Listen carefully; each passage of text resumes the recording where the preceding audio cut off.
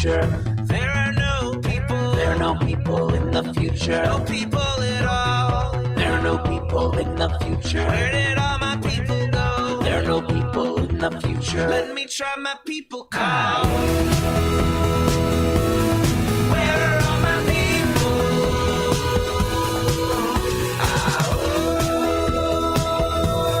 Where are all my people? I guess I'll fly away now. Everybody, welcome. Yes, it is Monday, October 25th, 2021. Welcome to Raging Chicken's Out to Coop Live. This is Kevin Mahoney, editor and founder of Raging Chicken. On Out to Coop Live, we talk to progressives, activists, and troublemakers of all sorts, right from our own backyards, from across the country, or nights like tonight, we've got a little open phones. Technically, opening phones and comments. You got something to say in our YouTube chat. Want to hop on our Discord, you want to kind of join us on riverside.fm and call in, it's all there. It's all there for you. Indeed. Yes, on Fridays, of course, Sean Kitchen and I break down the good, the bad, and the ugly in state and national politics in our weekly politics roundup. And check out the Wednesday show with Cyril Michaleko. Cyril's a progressive columnist for the Bucks County Courier-Times and the Intelligencer. He joins me, every other Wednesday or so, right, to drill down into the Bucks County, Pennsylvania, and international politics. You can get all our shows by subscribing to our podcast on Podbean's, iTunes, Spotify, and wherever you get your podcasts. And you can help support this show by becoming a patron for as little as $5 a month. Just head on over to patreon.com/rcpress, or you can do like Jordy3 did. Thank you, Jordy3, for becoming our newest patron on Podbean. Yes, if you're a subscriber on Podbean, there's a nice little green button that you can hit up there to kind of let you become a patron of this show as well. It's always great to see the folks over there at the Podbean community chipping in and becoming part of this little community we got going here. That's where this show got its start, actually, over on Podbean, on the Podbean Live app. Yeah, there you go. So yeah, you can help support this show by just going to patreon.com/rcpress and become a patron for as little as $5 a month. You can also help out the show by heading on over to our YouTube channel if you're not there already. Smash that subscribe button, like the stream for the show, and hit that notification bell so you know every time we go live. You can also join our Discord server. Info for that is in the show notes, tonight's live stream, and, on our podcast notes. For more PA progressive talk, tune into the Rick Smith Show's live stream at 9 p.m. Eastern on his YouTube channel, Twitter, Facebook, wherever you get your live streams. Make sure you subscribe to his podcast, too, wherever you get your podcast. That's The Rick Smith Show. Just head on over to thericksmithshow.com for all the latest across all his platforms. He's got a great show out there in WBAI in New York, KPFK in Los Angeles, and news seems to be breaking over there at The Rick Smith Show all the time, so definitely check out his stuff. And you also got to check out the Sisters of the Night Caucus podcast if you have not already. The amazing PA women stirring the political cauldron behind this podcast rock the house, and they know where the bodies are buried. Yes, make sure you follow them on Twitter at The Night Caucus and subscribe to their podcast on Anchor, Spotify, iTunes, or wherever you get your podcasts. Yes, indeed. You a gamer? You got kids who are gamers? You got friends who are gamers? Well, you know what? Make sure you send them over to the Game Inn. That's the Game Inn with 2 N's. The Game Inn is a Quakertown-based, black family-owned gaming store. They're friends of the show, and they've got everything from retro N64s, latest consoles, video games for all platforms, loads of collectibles, action figures, Funko Pops, you got it. And kids, now that you're back to school, for every A, you get a discount. That's right. Just bring in your report card. You get a discount for A's on your report card. You've got to check out The Game Inn on their Facebook page. Follow them on Twitter at The Game Inn. And if you've got a question about a game, you're looking for something hard to get, shoot them a message or drop them an email at thegameinpa@gmail.com. That's thegameinpa@gmail.com. Special shout out goes to Jonathan Mann, as usual, who wrote our intro song, There Are No People in the Future. Check out all his great stuff on his YouTube page or follow him on Twitter at @SongADayMan. That's @SongADayMan on Twitter. We've got some great shows coming up in November on Out to Coop Live, too. Next week, of course, is the launch of COP26 in Glasgow, Scotland. So next week, we're going to be talking climate. And it's been kind of not a good week on that score when it comes to U.S. climate policy. But, so we might have someone on the show next week to talk about where we are with climate, where we're at climate in Pennsylvania, what have you. But one way or another, we'll be talking about climate. And then on Monday, November 8th, Kirsten Zolfo of Pennsylvania and Bucks County Indivisible will be back on the show. We talk about what's heating up here in the PA First. That's the PA 01 Congressional District, where you've got some early kind of challengers out of the gate now. Coming out against Brian Fitzpatrick, and it's also the usual craziness with school board elections coming up. Now, of course, November 8th will be a week after the election, so we'll be able to do an assessment a little bit about what happened in those school board races.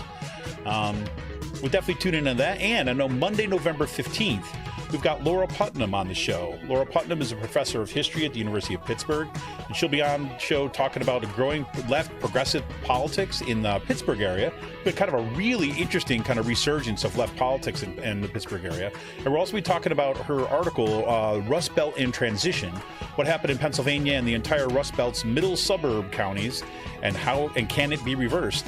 It's a great piece. When that first piece first came out, I was so thrilled to see it, so I'm totally psyched to be having her on the show to talk a little bit about this, especially in the wake of, Summer Lee just announced her candidacy, which is pretty awesome.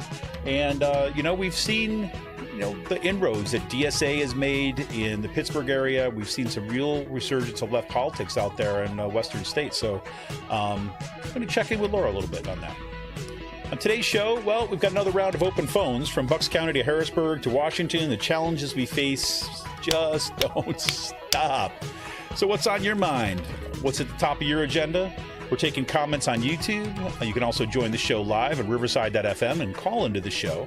Information on that is in tonight's chat. You just click that little link, and you'll be taken into riverside.fm. Just make sure if you do that, make sure you kind of turn down the volume on your YouTube or just kind of mute it. So you're not getting that feedback, you're not getting delay in what goes on. You'll be listening on riverside.fm. Again, information on that is in tonight's show notes. So here we are, folks. Here we are. Another week. And, it's been, I have to say, it's been an incredibly busy week for me.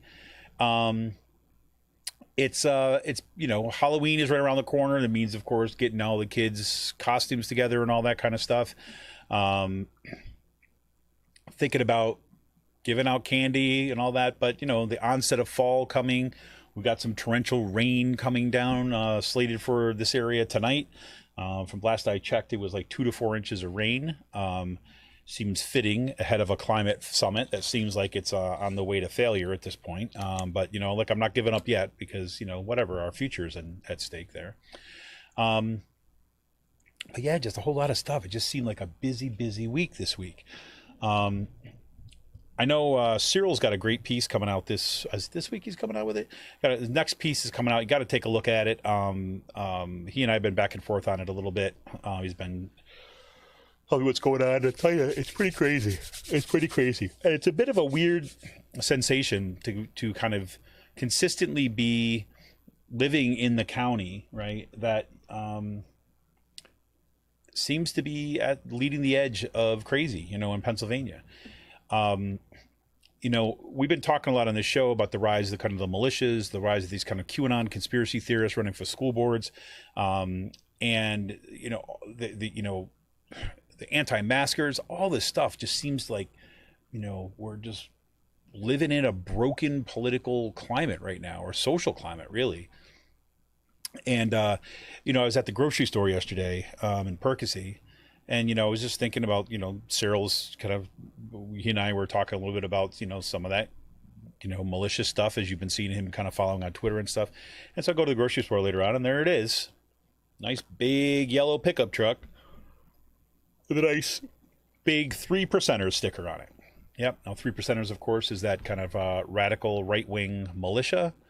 The ones who have been, wanting to show up at the school boards and have, intimidation sessions with their elected officials. Man, it's just like, it's got me. That's for sure. So, if you got stuff that you got on your mind, you can check it in. Love to hear from you. Love to hear what's on your mind. You can throw some ideas in the chat. You're welcome to kind of call into the show.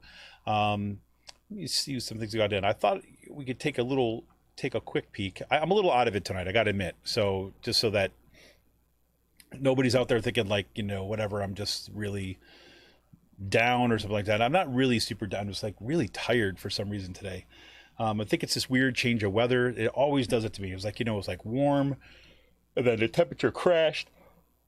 And I get excited when the temperature crashes like that because it gets cold, and I love that nip in the air. I grew up in upstate New York, or kind of central New York, and foothills of the Adirondacks and stuff. I love the cold weather. But within middle of the next day, I went to bed and it was like almost like freezing, and then I wake up and it's like 55 degrees, and then just got warm again today. So it's got my head a little messed up, like allergies and things like that. But I think that one of the things that kind of got me this week was, I mean, if you tune in on last Friday, you heard me talk a little bit about it, and we had to rush that show a little bit, but it was the climate stuff, right? And it's what's happening with this infrastructure bill in Congress, and now the last I checked here, I'm just going to take a look at it again right now. I get the latest because you never know what's going to happen right now. What kind of lousy bills end up going to be passing.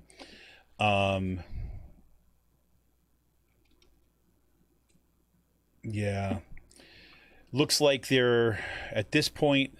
So you remember, just let's review here for a second, right? So there was a $6 trillion reconciliation bill that was initially proposed, right? And that $6 trillion was the, Biden's agenda, right? It was Biden's agenda in that one package. And so it said, okay, $6 trillion infrastructure bill. And they had a broad understanding of what infrastructure meant, right? I mean, you had fix the roads and bridges that we need to do because they've been completely ignored. When bridges start collapsing, you got to start working. You got to start doing stuff about it, right? You should actually do it well before the bridges collapse. You should actually do maintenance and all this, but we don't do things like that in this country. So, but of course, the quote unquote centrist, particularly Joe Manchin and Kyrsten Sinema over there in the Senate, we're going to refuse to to vote for that $6 trillion reconciliation bill. And so then there's all this maneuvering that took place, and Kyrsten Sinema gets with the other kind of moderates and moderate Republicans, and they decide that they're going to come up with this bipartisan agreement, right? Because remember, Joe Manchin's main disagreement with that first bill was that, there's got to be Republicans on. If it's not bipartisan, then I'm not going to vote for it, right? There was no consideration for like what's needed and does the bill actually address what our needs are? No, just because there wasn't Republicans voting for it. So Joe Manchin was not going to do that. Right. And so then they break it up, and then, all the attention goes over to that tiny bipartisan bill, which I like to call, it's the fossil fuel infrastructure bill. I mean, basically, that's why they were able to get Republicans on that bill with them, because, it fixes roads and bridges and everything that's necessary to maintain our fossil fuel infrastructure. And I shouldn't say not everything to maintain it. It's a minimal bill, right? But, okay, they passed that. And the agreement at the time, right, supposedly what was reported out is that there was a deal, right, a backroom deal between the leaders of the Senate. And of course, Manchin and Sinema were supposedly in on this, and the leaders of the House and Nancy Pelosi was certainly in on this, that, okay, you want to do your bipartisan thing? Okay, that's fine. But there's a condition here. In the House, they're saying, look, we will vote for your bipartisan bill, even though it leaves out all the things that are necessary for us to address climate, for us to address our carrying infrastructure, for us to adjust our lack of funding for schools, child support, a whole bunch of stuff, right? Medical care. But we're willing to give you your little win on the condition that you vote for that, or we will vote for that, and you'll have your bipartisan win. But then in exchange, you have to vote for the reconciliation package. And they came up with a compromise bill, right, that would go into the reconciliation package, and it was a $3.5 trillion bill. Right, so not quite half what the original one. You got some money that was put in that bipartisan bill, But it was a significant compromise to get down to $3.5 trillion bills, and they were also figuring out how to address the how to get people to agree to that deal. And so Nancy Pelosi and other leaders went to the Progressive Caucus in the House, and they basically say, okay, look, that bipartisan bill, that infrastructure bill, yeah, we know. They ripped all the climate stuff out of it. They ripped all the human infrastructure bill out of it. They ripped all the carrying infrastructure. All that stuff is gone. It's just about fossil fuel infrastructures, right? But that's going to be the price to pay. We vote for that. They will vote for this. And the Progressive Caucus did bang up work there by saying, okay, but we'll go along with that plan, but the reconciliation bill gets voted on first. And when that passes the Senate, we'll vote for the other one. Right? Because we know we're not idiots, right? Thank you, Pramila Jayapal. We're not idiots. We know that if we go ahead and we vote for this reconciliation or this, this bipartisan bill, all our leverage is gone. Now, they're not going to vote for it. We see what they do. So there you go.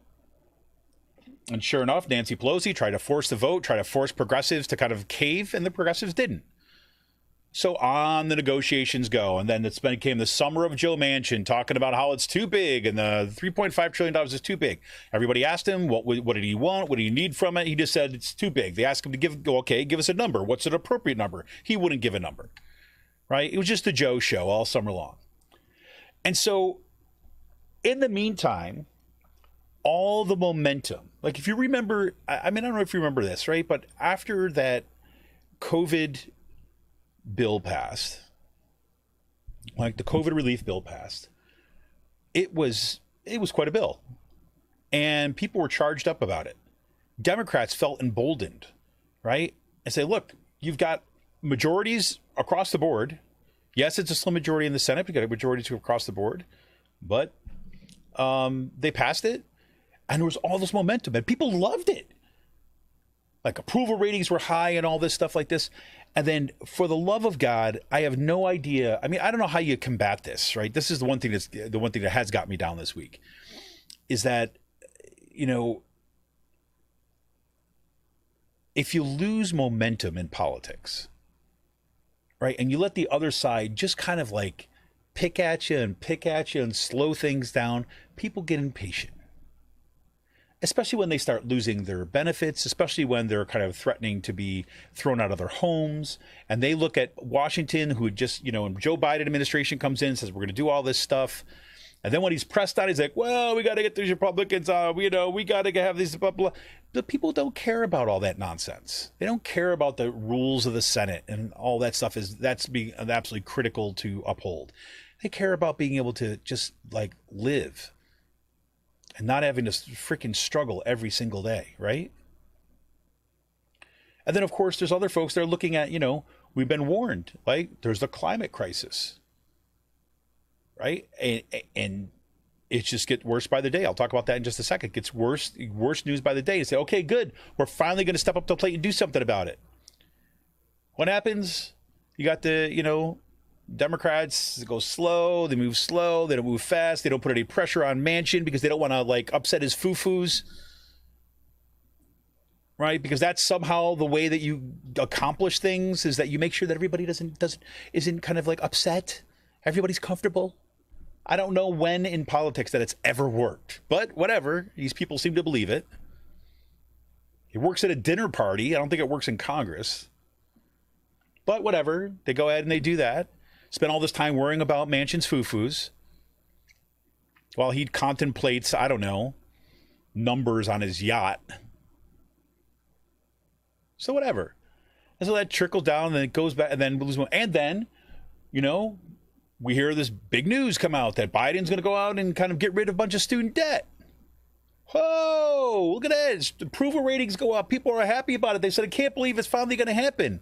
And to this day, that was out of the gate he was going to do this. And still, well, we're waiting for reports. We don't know about this. We got to see if it's going to work with the accountants and blah, blah, blah. And everybody knows. The American Prospect has been reporting on this for a couple of years now. All it needs is a stroke of his pen, and he could eliminate student debt. And he wasn't even talking about limiting at all. He was just limiting a portion of it. But that would have been something, right? If you were a college student, if you're a young person, you had student debt, boom. You've got something tangible. And then you feel like you got to win, and then you could go from there. Instead, we get mired down in this just kind of nonsense. You know, I actually had, you know, you've probably heard me say on the show now, but I had to take a break from the back and forth of everything that was going on because it was just the same thing over and over again. I mean, I used to tune into, you know, like fairly regularly. I'd listen to like the Chris Hayes show and Rachel Maddow show, MSNBC, just to kind of get a sense of where the kind of, you know, the party line in the Democratic Party was at. And like, you know, how they were kind of making their case, you know, because it's, you know, it's whatever, it's liberal corporate kind of, you know, Democratic Party power structure kind of channel. And so you kind of get a sense of how things are playing out there. And the only thing, every single night, the headlines, every single night, it was just like, it was just about updates on Trump. It is like, okay, what's the latest kind of like legal twist or turn in the cases that are going on here? And like, oh, Congress is going after people. And then they bring people on to talk about it. And they're like, yeah, we're going to go after people. And like Rachel Maddow, whatever, would be like, okay, when you go after people? Like, when it's appropriate time. And like, well, when is the appropriate time? Like, as soon as we are ready to move forward. I mean, it's like this kind of nonsense. It's like just watching like wheels churn in the mud. Yeah, lots of good, strong statements and those things. But, you know, frankly, I got sick and tired of listening to them talk about what they think is happening in the legal strategy of Donald Trump's mind while there's like tangible stuff going on with infrastructure. Now, I'm not saying that shouldn't be covered. I mean, you know, look, we're still not, nobody's had to pay for the insurrection yet. We had a freaking, like an attempt at an insurrection in our freaking country. And nobody's paid a price. Well, a couple people are now starting to pay a price. But the people who put it all together, the organizers of that coup, attempted coup, nobody's paying a price. All those, you know, AOC came out this week and said, look, anybody who's a sitting member of Congress and had something to do with the planning of that insurrection, they should be removed from office, period. They should be kicked out. 100%. Yes, thank you. AOC. That'd be something at least. You know, if I have to hear Adam Schiff talk about like, you know, oh, you know, legally they can't believe they did this and have all this moral outrage again. If I have to hear more of that stuff without any kind of concrete action, I'm just going to be like, whatever. Turn off the channel. Good luck. And I don't know who that serves. I mean, seriously. I mean, I know people who are hurting. I know people who, I mean, like people in my school district, right? Where we're watching the freaking, as you hear me say all the time, like militia members, right? And QAnon conspiracy theorists kind of coming in and kind of like ramping things up on our school boards. Right? I mean, this should be like front and center news nationally because it's not just here in Pennsylvania or Bucks County. We just happen to be a particularly concentrated like cesspool of these people. It's just like, I don't know. You know, I watch some of these news shows sometimes. I just don't know who they're talking to. I mean, you know, I've told the story now several times. You know, I had so many of my students talk about their experiences under COVID. And it's like, it's like a fundamental shift. Like I've never heard, you know, like students, just like, you know, not like the activist students. You're always going to have the activists, but not just like students talking about how like they're not going to put up with being mistreated at work anymore. Or they'd rather just kind of like work on stuff that they care about, even if it's not paying a whole lot, until they figure out what they want to do. I mean, it's like, and really concrete stuff too as well. And, you know, and I look at, you know, it hits close to home. You know, I always remember that feeling, right? That feeling of like someone like, you know, telling you, yeah, okay, I know things are hard right now, but we're going to help. We're going to fix it, or we're going to take care of it, right? Or try to give you that sense of hope. And you have that hope and you get it dashed. And you have that hope and you get it dashed. And you have that hope and you get it dashed. On and on and on. And it leads down a really perilous well of cynicism. But here we are with, you think about it. You just go back and you think about Indivisible. Then you think about the Women's March. Then you think about Black Lives Matter. You think of the rise of DSA. Right? You think about PA Stands Up. You think about all these organizations that kind of sprang up and worked from like the ground up. And they're still organizing, right? This is where the energy is right now. And yet you've got the people in leadership who just seem completely oblivious to what people's lives are like. And how do you take anybody seriously when they sit there and they tell you that climate change is an existential threat? And the way of putting that in practice is to strip out the vast majority of the climate provisions in this reconciliation bill. To allow a guy who makes his cash in the coal industry to dictate climate policy. Now, it's one thing to be a realist in politics, right? Because frankly, if you put something forward and it's, this guy's not going to vote for it, it's not going to pass. Right? But, but your only option isn't to pass a crappy bill and then pretend that it's not crappy, or just kind of go, cry and go home or something. Right? I think about a whole bunch of different kind of options, right? You could sit there and pass this bill. If you think, okay, we need something, you pass this bill and be just scathing in your criticism of Joe Manchin and Kyrsten Sinema as you vote for this bill, and be public about your disgust about selling our future, selling our kids' future down the river for coal and for hubris. And to let those people know that we will remember that they did this to our kids, and our kids will remember them. They will remember the Manchin name for the rest of our lives and our kids' lives and our grandkids' lives. And we will tell them the story about the man who stood in the way of protecting our world. And Manchin will be a disgusting name that rolls out of your mouth. And Kyrsten Sinema will be held up as the pretender, the self-interested,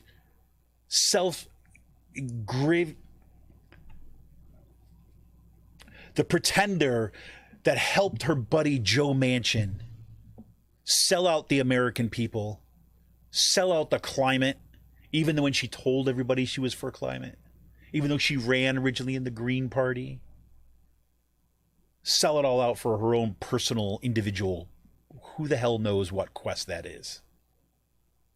And we will tell our kids about Kyrsten Sinema. And those names will be remembered. And we'll never, ever forget. That's the kind of stuff that you got to do.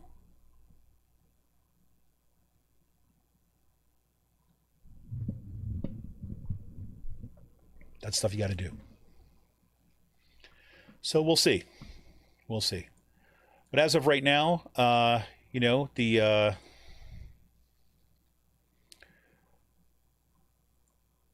Reuters first reported this week. This is what the climate stuff has just really just got me. It's just and I don't want to feed into the despair, and I know that I'm sounding that way tonight. I'm really sorry for that. I don't want to just do doom and gloom. I'm really trying not to. But, I'm looking at this. Let me just read this. This is from the Reuters report. Came out this morning. So greenhouse gas concentrations hit a record last year. and the world is, quote, way off track, unquote, in capping rising temperatures, the United Nations said on Monday in a stark illustration of the tasks facing the UN in climate talks in Scotland. A report by the UN World Meteorological Organization, or the WMO, showed carbon dioxide levels surged to 413.2 parts per million in 2020, rising more than the average rate over the last decade, despite a temporary dip in emissions during the COVID-19 lockdowns. WMO's Secretary General Petteri Talas said that the current rate of increase in heat-trapping gases would result in temperature rises, quote, far in excess, unquote, of the 2015 Paris Agreement target of 1.5 degrees Celsius above the pre-industrial average of the century. We are way off track, he said, and, quote, we need to revisit our industrial, energy, and transport systems and a whole way of life, unquote, he added, calling for a dramatic increase in commitments at the COP26 conference beginning on Sunday. On Halloween. How key is that? The city of Glasgow was putting on the final touches before hosting the climate talks, which may be the world's best remaining chance to cap global warming at the 1.5 to 2 degrees Celsius upper limit set out in the Paris Agreement. There it is. There it is. On the country's current pledges, global emissions would be 16% higher in 2030 than they were in 2010, according to a separate analysis by the UN Framework Convention on Climate Change. I mean, like, come on, let's do the math, right? That upper limit, they're saying you have to cap emissions, right? You have to be zero carbon neutral by 2050. And then recent reports said, no, that's got to be like 2040. And why? Well, because of this. Under the current pledges, let's read that again. Under the current pledges, global emissions would be 16% higher in 2030 than they were in 2010. So that means emissions are going in the wrong direction.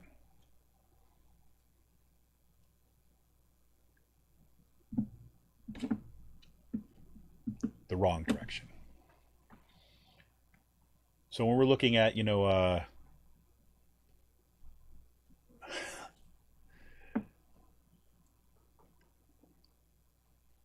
another one. This is in, was it The Guardian? Oh, it was also Reuters. Where's that one from the Guardian? BBC. Here's another one. So the amount of CO2, methane, and nitrous oxide rose by more than the annual average in the last 10 years. The WMO says this will drive up temperatures in excess of the goals of the Paris Agreement. They worry about that our warmer world is, in turn, boosting emissions from natural sources. The news comes as UK Prime Minister Boris Johnson said that it was, quote, touch and go, unquote, whether the upcoming COP26 Global Climate Conference will secure the agreements needed to help tackle climate change. Quote, it's going to be very, very tough this summit. I am very worried because it might go wrong and we might not get the agreement that we need, and it is touch and go. It is very, very difficult, but I think it can be done, he said on Monday. Sounds like someone who's ready to fight. My God. The restrictions imposed around the world during COVID pandemic saw an overall decline in emissions of CO2 of 5.6%. That's because everybody was staying home because of the pandemic. That's it. A natural disaster, a pandemic, right, is the only thing that kind of reduced that. Not because we wanted to, not because we made good decisions, not because we decided to actually, abide by the agreements we made. No, it's because, in our country alone, what's it? Over 700,000 people now dead? Mm-hmm. Yeah, it takes 700,000 people out of the game, send everybody back in their houses. That's just in this country. Yeah, that'll impact the CO2. That's tragic. I mean, it's tragic and something. The interesting thing there about this is, maybe an increase in natural emissions, right? Because see, like about half the emissions are, that are kind of put up in the atmosphere come from human activity, right? I mean, come from burning of fossil fuels, right? And,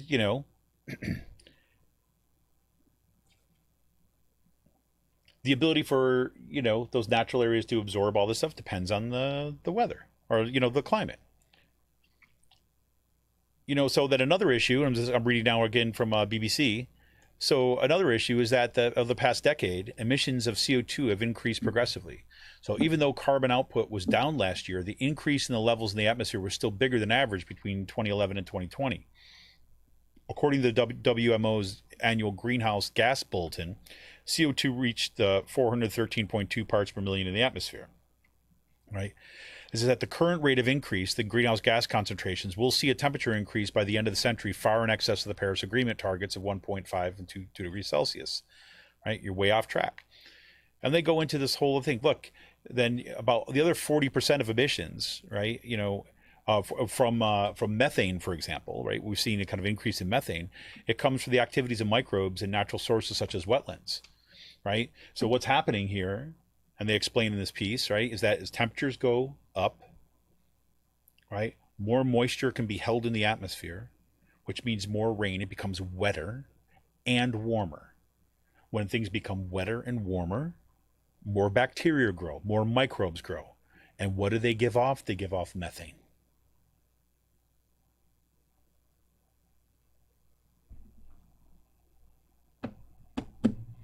I mean, seriously, I'm just serious what we do about this stuff. I don't know. I don't know.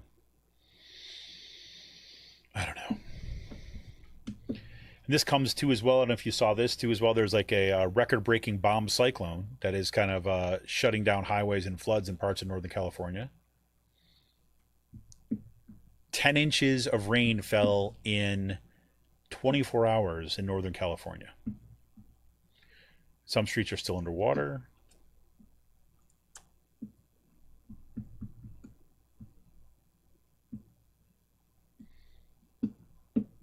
Did you ever hear of a bomb cyclone until like the past couple of years? I didn't. Now it seems like at least a couple times a year we get to hear about a bomb cyclone. Right? I don't know what to do. But I'd love to hear from you. If you got any thoughts in your mind, you're thinking about anything tonight, as you can see, I'm kind of in this lane, kind of in this lane. Not a very good lane. It's true. The one thing I wanted to talk about tonight, but I frankly, to be honest with you, it's just my work has been crazy lately. So I've got all this stuff we'll talk about this stuff on Friday, but we had all these kind of internal documents drop around Facebook, right? What Facebook knew about what they knew about spreading of information, right? And the fact that there were people within Facebook who were like paying attention to this stuff, who were furious that the Facebook, management would refuse to deal with what they knew was going on. Right? There was and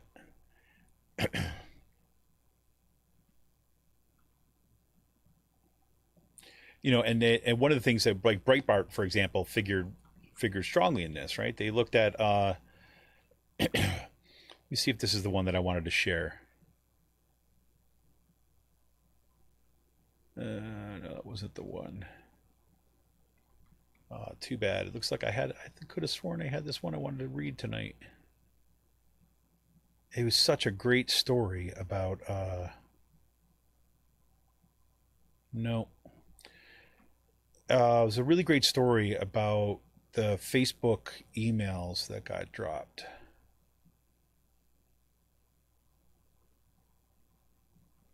Wait, let me take one more quick peek. University OC here, bomb cyclones. Oh well. But it was really, it was really wild. There was this one article, which I can't believe I didn't save it for tonight. I could have sworn I had it right here. They set up these mock accounts, right? I mean, as a way of testing what was happening about the spread of misinformation, the spread of disinformation, and the spread of kind of, dangerous right-wing stuff. And they found out, like, pretty quickly that the mock accounts that were set up to say that they were Christian and they were conservative and they were Republicans and they were new to Facebook, they would start getting bombarded. Like the algorithm did this, started getting bombarded with stuff from QAnon, from Breitbart News, and all the far right stuff. And then even when they would go in and then delete those articles and say you don't want to see that, they would just start getting more. They get flooded with them. And they tried to show, right? They tried to kind of like tell everybody that this is what was going on. And it was ignored. So, again, Facebook's going to get what it deserves. That's for sure. One thing, I don't know if everybody saw this too. This is a good story to check out. This was from Patrick Berkery in the Keystone. It's like a tale of two pandemics, one for billionaires and one for everyone else. I don't know if anybody saw this. It's a pretty good piece. Read some of the headlines here from Dick Yingling to the Sixers co-owner Mike Rubin. Pennsylvania's billionaires have seen their fortunes grow during the pandemic. So with every Yingling beer you've enjoyed, I do not drink Yingling beer. They are anti-union and they're brutal to their workers.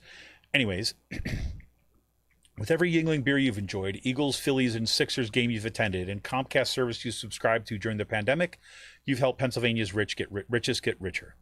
How rich? In a new joint report by Americans for Tax Fairness, Healthcare for America Now, and the Pennsylvania Budget and Policy Center, it shows that the collective wealth of Pennsylvania's 17 billionaires has more than doubled during the pandemic, from $28.4 billion to $61.4 billion. That is an increase of 116%. Using data from Forbes, the report tracked the wealth growth of Pennsylvania's billionaires from March 18, 2020 through August 17, 2021. The report shows that while Pennsylvanians were enduring pandemic-related furloughs, layoffs, and other economic and unemployment hardships, billionaires like D.G. Yingling and Son, owner and president Dick Yingling, Eagles owner Jeffrey Lurie, and Comcast president Brian Roberts saw their prospective fortunes grow by hundreds of millions of dollars. Pennsylvania's pandemic unemployment rate peaked at 16.2% in April 2020, skyrocketing up from 4.8% that January. The state unemployment rate fell to 6.2% in September 2021. As of October 15th, more than 30,000 Pennsylvanians have died from deaths from COVID-19 since the start of the pandemic. All the while, Pennsylvania's billionaires have been raking it in. And it goes through a list of them, right? Mary Alice Dorrance Malone, Campbell's Soup heiress, right? Oh my God, Campbell's Soup heiress. She actually lost money. How about that? It goes through all the billionaires in Pennsylvania. Thomas Hagen, chairman of the Erie Insurance Group, got a nice little 5.4% bump in wealth, going from $3.1 billion to $3.268 billion. Maggie Hardy Knox, owner of 84 Lumber and Nemacolin Woodlands Resort. Well, her net worth, was back in March 2020 was a measly $1.4 billion. Poor Maggie. But August 17, 2021, went up to $2.918 billion. That is a percent change of 108.4%. That's right. More than doubled. More than doubled. Jeffrey Lurie, owner of the Eagles. Poor guy only had $2.7 billion in March 18th, 2020. A year later, a little bit more than a year later, boom! Saw a 27.9% increase to $3.453 billion from 22.7. Yeah, that's right. Mars, the Mars heiress, Victoria Mars. She had a nice little $6.2 billion back in April 2020, March 2020, August 2021, $8.121 billion, a 31% increase. There you go. This is the kind of stuff I mean, like that we don't, that is who gets paid. That is why this infrastructure stuff that is driving me absolutely batshit crazy. Those people are just sucking it up all the wealth and then blaming the rest of us, calling the rest of us greedy, wanting handouts and all that, when they basically profited off our pain. It's sick. There's a sickness at the core here, folks. There really is. There really is. I mean, whatever. Oh, yeah. Well, everybody's quiet tonight, so I guess I'm going to have to be quiet, too. I'm not the happiest camper tonight, I know. I'm just tired. I'm frustrated. And it is what it is. So I was hoping to hear from a few folks to kind of take me out into some other territory. But you left me with it, so here I am. Oh, God. Anyways, so just remind you, everybody, that we've got some great shows coming up in November. I'm looking forward.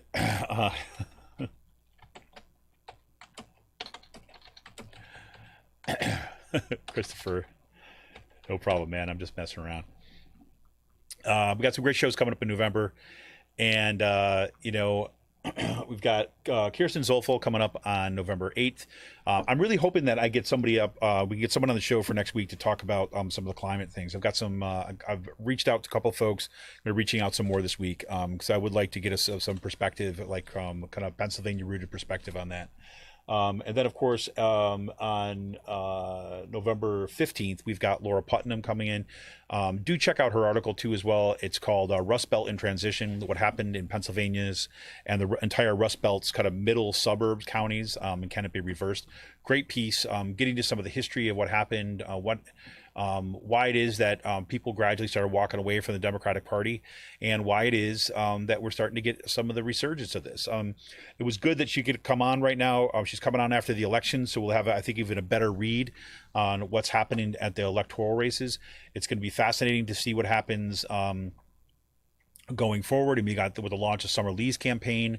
It seems out in the West there's a lot of action going on out in the West, I tell you, because it's like the battle between, these folks who are still, primarily it's kind of like, the white guys who are still kind of, gearing towards the moderate center, and they're still buying into this old school Democratic Party politics out there. But then you've got all the energy is on the left. Even, in the race that Summer Lee announced for, I mean, I'm just forgetting the guy's name now. He also launched, but he's another African-American guy. Much more seems more kind of reasonable in his presentation. Reasonable is the wrong word. More kind of like, your consultant ad, right? Your kind of consultant ad will come out and say, you want to show yourself to be, he's a professor or something. He's in front of a desk and say, you're this guy who's going for but his politics, he's, talked about Green New Deal, talked about things that are fairly progressive. And the fact that you've got him running against Summer Lee is, is phenomenal. Right? I mean, Summer Lee is full of energy. She is kind of setting out the standard bearer. She is the standard bearer in my mind for a left politics in this state. About what we can do from a movement perspective.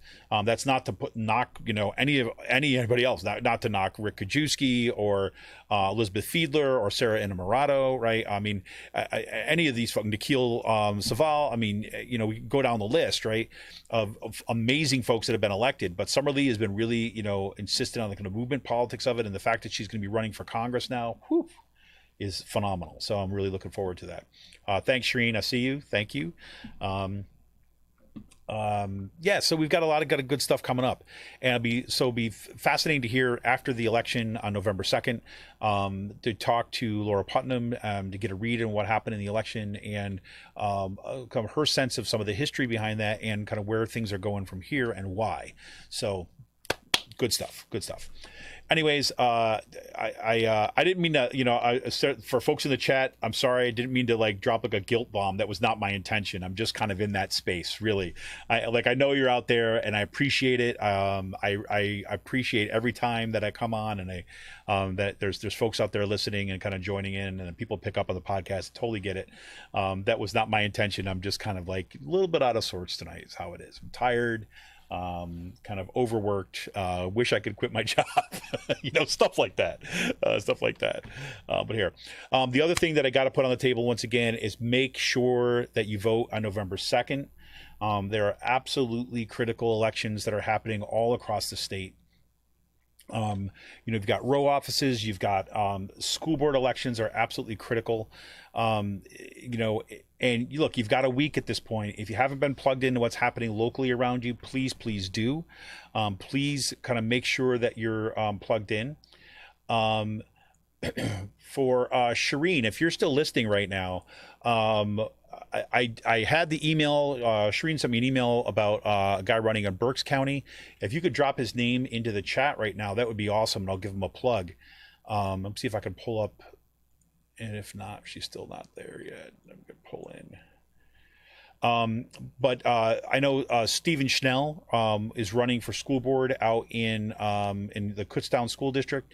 He is again, same thing has happened in Berks County that has happened here in Bucks County, when you have these right-wing folks that are taking over or trying to take over the local school boards, with these conspiracy theorists. Let me pull this up real quick. I think I know where it is now. I was looking at the wrong email. Yeah, so here, I'm going to give a shout out here to, let's see. You got John John DE space PLANQUE. He's for Township Supervisor. You can vote for, there he is, for Maxitowney Township Supervisor. Shireen just dropped it in the chat, so you can check that out there. He's a Democratic candidate. He opposes warehouses and supports smart development that benefits everyone. Yes, if you're out there in the Kutztown area, you can vote in the Maxitowney Township for Maxitowney Township Supervisor. John DePlank, I think is how you say his name, or DePlanque is how it looks. John DePlank for Maxitowney Township Supervisor. If you drive out in the Kutztown area and the Maxitowney Township, you'll notice there's plans to build these massive warehouses. There's already been warehouses taking over like all the kind of farmland kind of in that area down by Browningsville and so on. And those gigantic warehouses keep on moving further westward toward Kutztown. Christopher also dropped in the chat. You got Kimberly, I assume, or Kimber Bowers for school board in Dallastown. Another one to kind of look out for. So DePlank. Yep. Okay, it is DePlank. Shireen said. She gave me the pronunciation. Thank you, Shireen. Yes, so get out there. John DePlank, vote for him. Maxitowney Township Supervisor, says Shireen. And Christopher says Kimber Bowers for school board in Dallastown. Get out there. I know here in Bucks County, November 2nd, you can be out there voting for the Penridge United candidates. We've had them on the show. You can look back at our previous shows and Out to Coop Live to check them out. We got major election happening up there in the Palisades District. Again, we've had the candidates on from the Palisades District in previous shows. Make sure you get out there. We didn't get a chance to have anyone on from the Central Bucks School District. I know that they're fighting a battle out there. And I just, I want to put, just in case you're listening to the show, I got a message through LinkedIn, and I'll tell you right now, everybody, I am rarely on LinkedIn. Rarely. Once in a while I'll check it, but I'm rarely over there. But I did see a message about the Quakertown school board race, and the candidates are going there. And I'll be honest, I don't know about the lay of the land in Quakertown, but if you're listening to this and you're involved with what's going on in the Quakertown, please shoot me an email. Just go ragingchickenpress@gmail.com. That's ragingchickenpress@gmail.com. You can follow me on Twitter at rcpress and message me there. That's a nice, easy way to get in touch with me. I'd love to know what's happening in Quakertown. Like literally, I'm right down the street, and it'd be great to kind of get more involved with what's happening up in Quakertown. So please do. So that's the big message right now. Vote on November 2nd. If you've got your mail-in ballot, make sure you get that mail-in ballot to a Dropbox. If you're me, I think it might have been, I know like today or yesterday was like last day to request a ballot, but don't mail it at this point. Get to a Dropbox if you can, right? Go over and put it in a Dropbox so you know it gets there in time. Because you want to make sure that your vote is going to count in this absolutely critical election. And, we'll go for there. We'll keep on fighting the fight, everybody. Anyways, I'm going to call it a night. I've got my kids upstairs. Got to make sure their homework is done. Got to get to bed early. Got to get to work early tomorrow. Like it seems like the days are just not long enough right now to get everything done that I need done. So here we are. Anyways, thank you all for tuning in. Thank you all for populating the chat. Let me know that I'm not out here alone. It always makes me feel good. And I'd like to encourage, kind of share our content with your friends, encourage them to subscribe to our YouTube channel. We're at 168 subs right now on our YouTube channel. That is absolutely like fantastic, given the fact that we didn't start promoting it until fairly recently.